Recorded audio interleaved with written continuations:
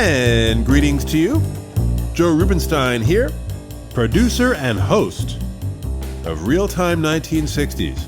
I want to thank you very much for joining me today for episode 9 of Real-Time 1960s, a kind of portal into the past where I document and reflect on the 60s in real time with both podcasts and our daily timeline, which features posts, video, the best images I can possibly find of what happened exactly 60 years ago. And that timeline, along with all our podcasts, social media links, contact info, so you can reach me directly with your feedback, which I encourage you to do, all that can be found on our website, realtime1960s.com.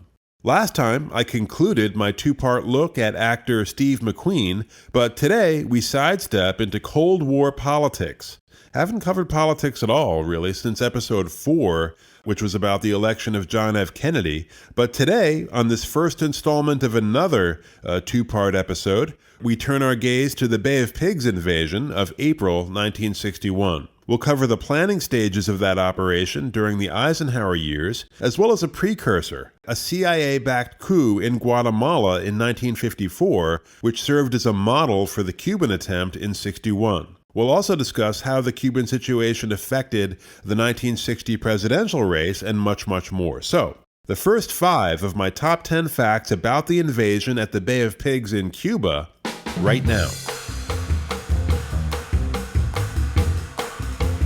Okay, let's dive right in. Fact number 1.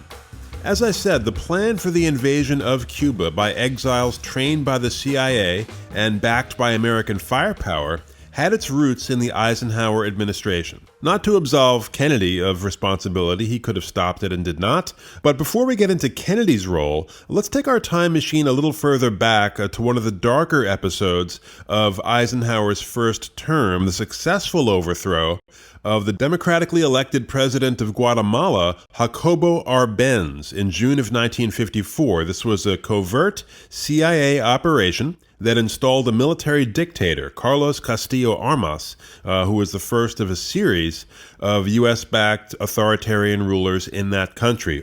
A major advocate of that 54 Guatemalan coup was the United Fruit Company, a somewhat notorious American corporation formed in 1899, the year after Cuba had won its independence from Spain. And that company traded in, you guessed it, tropical fruit grown on Latin American plantations and sold in the U.S. and Europe. And by 1930, United Fruit was both the largest landowner and employer in Guatemala, where its employees were paid basically starvation wages and treated horribly. But after Arbenz was elected president in 1951, the fruit company's bottom line was hurt by his labor and land reform efforts. Central to those reforms was the redistribution of unused land to local peasants, for which the landowners were compensated with government bonds. And the idea was to transition Guatemala from a kind of pseudo-feudalism into a modern capitalist state, which United Fruit did not want. They were more than happy to fatten their bank accounts with pseudo-feudalism. And in the 50s, phrases like labor reform and government redistribution had extremely dark connotations. And there were fears in the U.S. government, fanned by the United Fruit Company, that this Arbenz was some kind of communist or at least influenced by communists, hence the coup. So this operation in Guatemala, which had a multi-million-dollar budget and employed over 100 agents of the CIA, was similar to the later Bay of Pigs operation in a number of ways, but there were also critical differences. Now, one similarity, both operations were carryovers from the previous administration. Another was the technique of recruiting exiles who would comprise the bulk of the CIA-trained invasion force. And then finally, each operation had a parallel track of assassination. Not Arbenz himself. He was not targeted as Castro later was. But critical members of his government were targeted, and the '54 coup is the first known example of the CIA using assassination manuals. These manuals were later refined and reused in subsequent actions. And these similarities, by the way, should not come as any surprise, since Allen Dulles was directing the CIA during both efforts. Now, some differences were that unlike the Cuban plan, which was backed by Eisenhower to the day he left office and beyond, the initial plan for the Guatemalan coup, which, as I said, had its roots in the previous administration, that of Harry Truman, was terminated by Truman after Secretary of State Dean Acheson intervened. Acheson felt that orchestrating an invasion and a coup of a fellow member country of the Organization of American States that had literally just been founded in 1948 would be a monumental setback to U.S. policy in the region.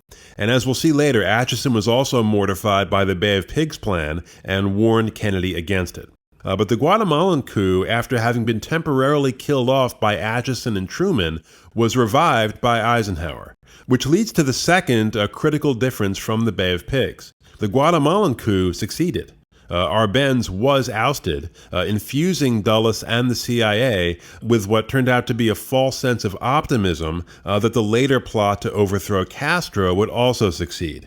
But as Che Guevara, Castro's comrade in arms, said shortly after Castro took power in '59, history will not repeat itself.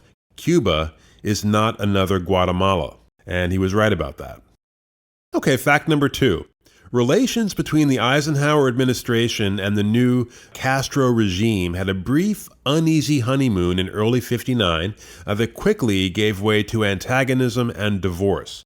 So let's start with the honeymoon. Fulgencio Batista, the corrupt and brutal dictator toppled by Castro's revolution, had certainly given Castro and his comrades plenty to work with. Batista had basically used his power to facilitate the exploitation of his countrymen by American corporate, entertainment, and gambling interests. Why? Because it made him a very rich man. And during Batista's reign, and really before, Cuba was basically a vassal state of the U.S. Its plantations, mines, and large farms were owned almost exclusively by American interests. And American tourism was also a huge factor in the Cuban economy. Havana had earned its reputation as a kind of hedonistic playground for the world's elite. But despite the fact that Batista was strongly anti-communist, key elements in both the American media and the government turned on Batista by the late 50s and sort of by default boosted Castro. Major media outlets like Life magazine, run at that time by the very conservative Henry Luce, and also the New York Times, really soft-pedaled communist elements of Castro's movement in '58 and early '59, and portrayed him as a kind of youthful, idealistic Robin Hood fighting for a democratic Cuba. Batista, who was fond of torturing political opponents to death and then displaying their mutilated bodies for all to see, had become basically impossible to root for. And then the State Department, perhaps hedging its bets as Castro's movement continued to grow, announced the end of arms shipments to Batista in March of '58. And finally, on New Year's Day 1959, Batista fled into exile in the Dominican Republic, taking with him a personal fortune of $300 million. And so began the honeymoon, first in Havana, where ecstatic crowds threw flowers at their new bearded messiah. Ed Sullivan flew down to conduct a friendly interview with Castro. You can see it on YouTube. And Castro, at this stage, whether out of ideological confusion or by design, was sending mixed messages about what this new Cuba would be. On the one hand, he did appoint some moderates to his new government and placed a moderate lawyer, Manuel Urrutia, as head of state. On the other was a seemingly endless parade of show trials and summary executions. The numbers are tough to pin down, given the lack of transparency in Castro's Cuba, but between 1959 and '61, roughly 700 political executions were carried out in Cuba. That's a minimum. So already by April of '59, the month of Castro's first visit to the U.S. as the Cuban premier, there was deep concern in the Eisenhower administration about this new regime, initially focusing on Raul Castro, Fidel's younger brother, and Che Guevara, both openly communist. And so Eisenhower chose not to meet with Castro. He delegated that task to Secretary of State Christian Herter, who had just replaced John Foster Dulles, Allen's older brother, who was dying of cancer. And also Vice President Nixon. Each of those two men met with Castro individually. And they each had similar reactions, impressed by Castro's charisma, but concerned about his politics. Nixon, in a memo to Eisenhower, said, quote, "Castro has those indefinable qualities which make him a leader of men. But he is either incredibly naive about communism or under communist discipline. My guess is the former," unquote.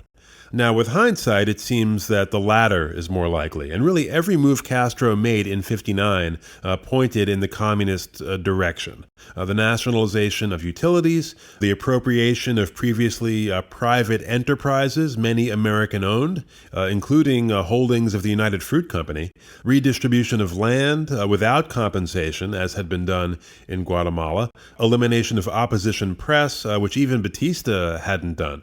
And then in July, Castro denounced Urrutia and forced him out after Urrutia had said some mildly critical things about communist tendencies in Cuba, and rhetorically as well. Castro and Guevara always spoke of their revolution as a continuous, unending phenomenon, which exactly matched the rhetoric of Khrushchev and Mao.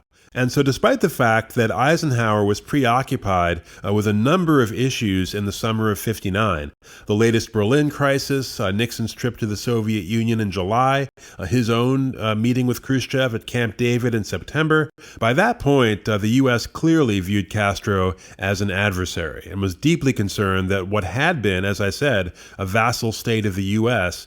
Would now become a client state of the Soviet Union and a communist base of operations just 100 miles from American shores.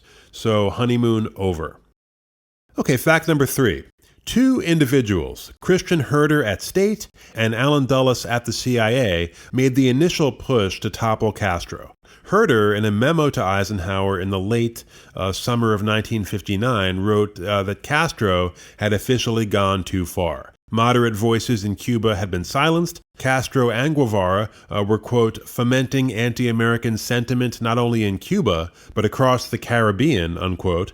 Across the world, really. Guevara, in June of that year, had launched a heavily publicized world tour during which he repeatedly denounced the American, quote-unquote, monopolists and imperialists. And Fidel had put his openly communist brother Raul in charge of the armed forces. So Herter's initial proposition, officially endorsed by Eisenhower on November 9, 1959, was that the U.S. should actively undermine Castro by encouraging opposition forces that could, in due time, unseat him. And then in December, Director Dulles and J.C. King, chief of the agency's Western Hemisphere Division, came up with a more specific plan to bring about, quote, "the overthrow of Castro within 1 year and his replacement by a junta friendly to the United States," unquote.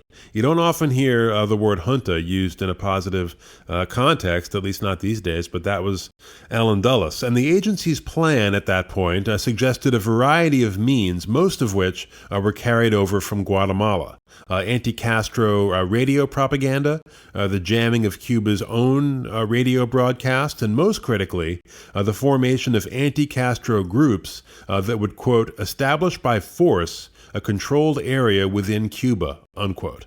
The document that I'm quoting, by the way, is a declassified memo from J.C. King to Dulles, which also suggests that, quote, "thorough consideration be given to the elimination of Fidel Castro," unquote.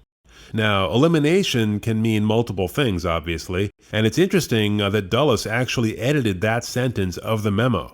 He deleted King's word elimination and substituted removal from Cuba. Now, whether Dulles hadn't fully settled on killing Castro yet, or perhaps more likely was establishing plausible deniability, is unknown. But in any case, by December of '59, U.S. policy toward Cuba was basically Guatemala 2.0, shifted about 900 miles to the east.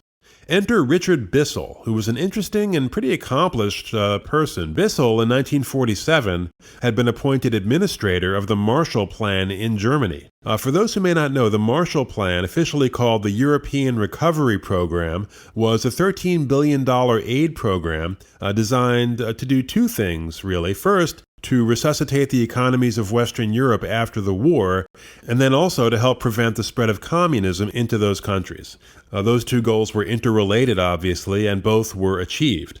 And then in the 50s, Bissell, having now joined the CIA, was charged with developing the U-2 spy planes, a reconnaissance aircraft that provided the U.S. with really critical data on the Soviet Union's military capabilities. So by 1959, Bissell had moved into the upper echelon of the agency. He was now Deputy Director of Plans, second only to Dulles. And in January of 1960, he was instructed by Dulles to form a special task force called Branch 4 to refine and implement the Cuban plan.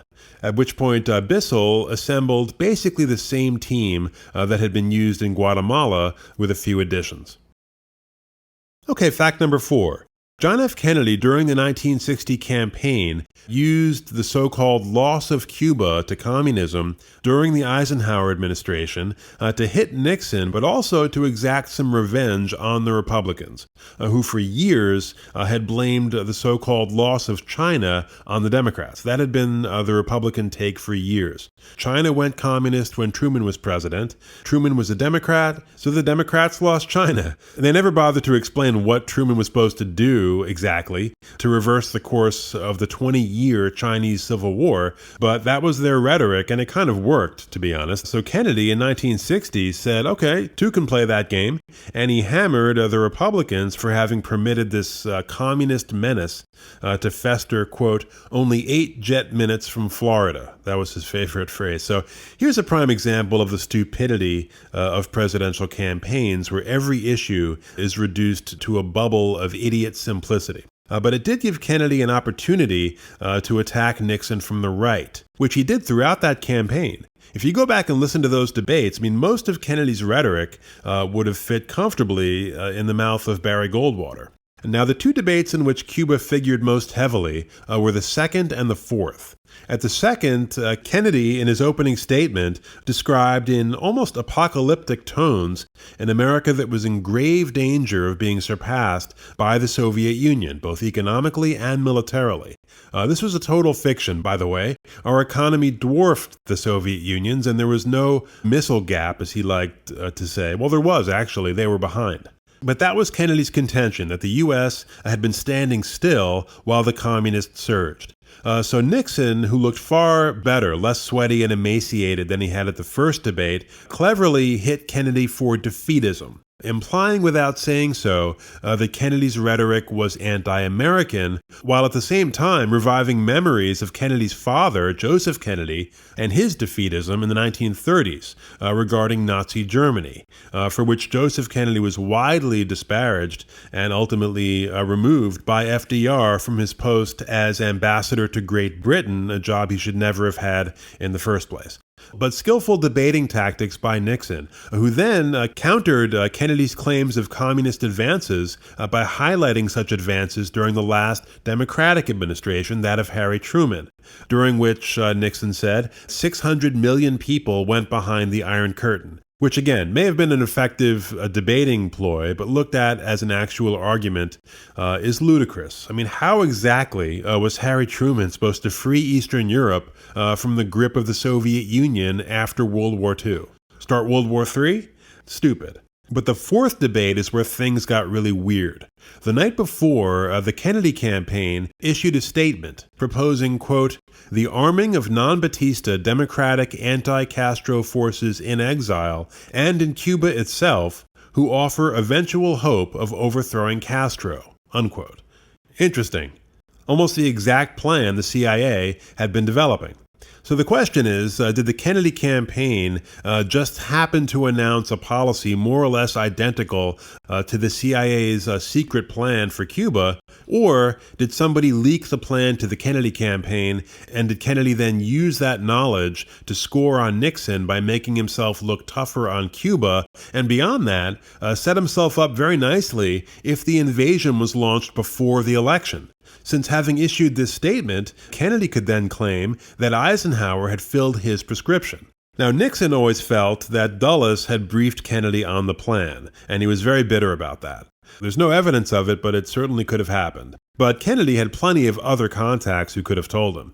And his father, Joseph Kennedy, had been buttering up Allen Dulles and J. Edgar Hoover for years, knowing full well how much dirt they had on his son, more than enough to destroy his presidential ambitions, which had been Joseph Kennedy's personal obsession ever since his oldest son, Joe Jr., was killed in 1944.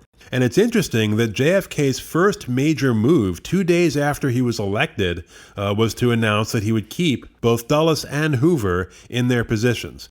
But the proposal by the Kennedy team the night before the fourth debate to overthrow Castro led to perhaps the most bizarre moment of the 1960 campaign, at least in retrospect. You know, since Nixon couldn't say to Kennedy, "Listen, hotshot, you know goddamn well we're planning to invade as we speak and I can't talk about it," since he couldn't say that, he went hard in the other direction and attacked Kennedy's dangerously irresponsible proposal to arm Cuban exiles and promote the overthrow of Castro, the exact plan his own administration was pursuing, and what Nixon had been practically begging Eisenhower and Dulles to do before the election. And what's striking is that Nixon's argument against the policy he favored was not only convincing, but seemed to win the debate for him. Kennedy certainly thought so. I mean, he was so frustrated after that fourth debate that he punched a wall. And what was Nixon's argument? That an invasion of Cuba by the U.S. or U.S.-backed forces would A, alienate world opinion, which it did, and B, would extend, quote, an open invitation to Khrushchev to come into Latin America, unquote, which is exactly what happened with the Cuban Missile Crisis. So Nixon, in advancing an argument in which he did not believe, which all debaters are trained to do, by the way, ended up making a really solid case against the intervention he so desperately wanted. Okay, fact number 5, more of an observation, actually.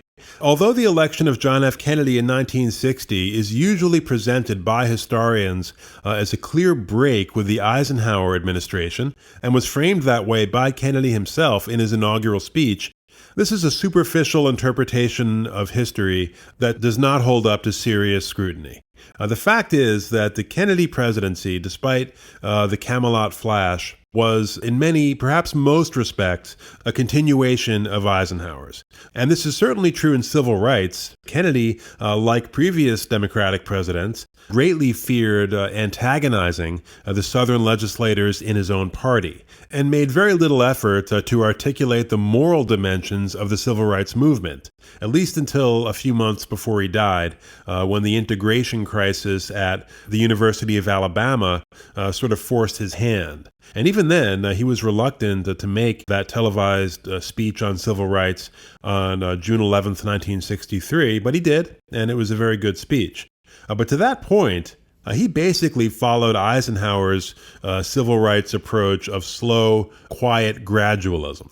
And although Kennedy and Martin Luther King have often been linked historically, I guess because they were both assassinated as young men within a few years of each other, there was no great love lost there. I mean, King often criticized Kennedy, both publicly and privately, and he would later make the pointed remark that not until Lyndon Johnson became president did he feel that he had a real friend in the White House. Of course, that relationship was ruptured when King came out against the Vietnam War in 1967, but that's another story. And also on foreign policy, Kennedy, who met with Eisenhower the day before he was inaugurated, followed his predecessor to a great extent. At that meeting, they mostly discussed the crisis in Laos, which was kind of a foreshadowing of the Vietnam War, with the Soviets backing the communist rebels and the U.S. Backing the pro-Western government. But after that meeting, Kennedy dictated a note, and he said, quote, "I came away from the meeting feeling that Eisenhower would support intervention, that he felt it was preferable to a communist success in Laos," unquote.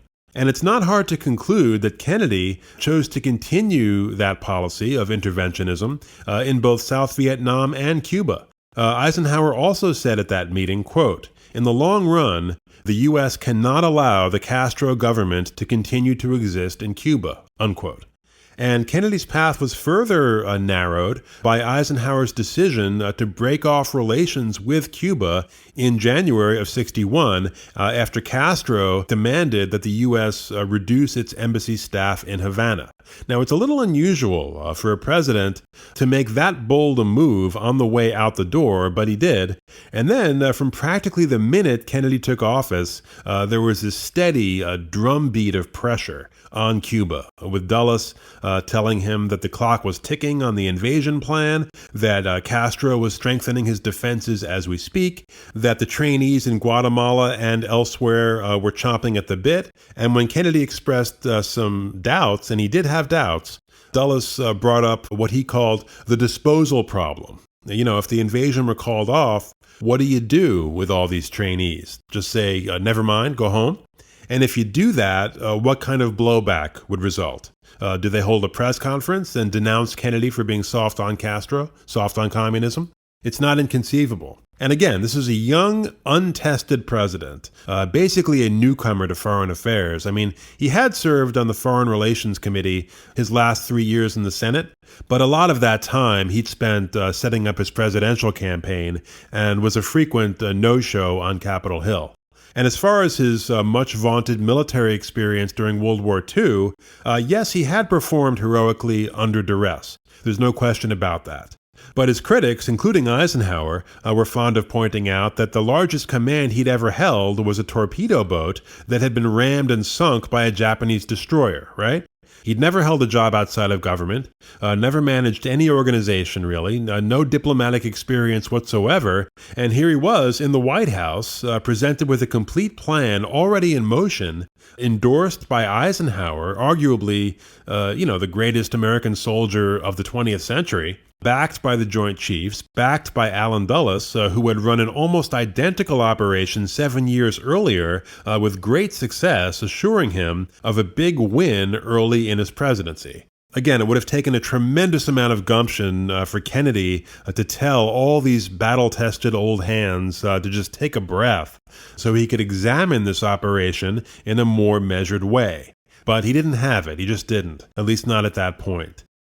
A quick look at our next episode right after this. Your feedback is important to us. On Twitter, @Realtime1960s, on our Facebook page, or you can email the program, realtime1960s@gmail.com. Really, however you'd like to engage with us, we love engaging with you. And if you'd like to join our family and help us continue to bring you great content, please go to patreon.com/realtime1960s and subscribe. Coming up on episode 10 of Realtime 1960s, Bay of Pigs Part 2, Invasion and Aftermath, as we find out who the supporters and detractors of this invasion were, both inside and out of the Kennedy administration. Of course, we'll cover the invasion itself. I'll explain what went wrong, which was pretty much everything. We'll examine the CIA plot to assassinate Fidel Castro. And finally, we'll cover the political fallout, both national and international, resulting from the Bay of Pigs, and Kennedy's strategy for dealing with that. Don't forget to visit us at realtime1960s.com for our timeline, each and every podcast, links to social media, how to reach us directly, everything you need to know about this parallel universe of 60 years ago that we are creating. Thanks so much for joining us. Take care, and I'll see you soon.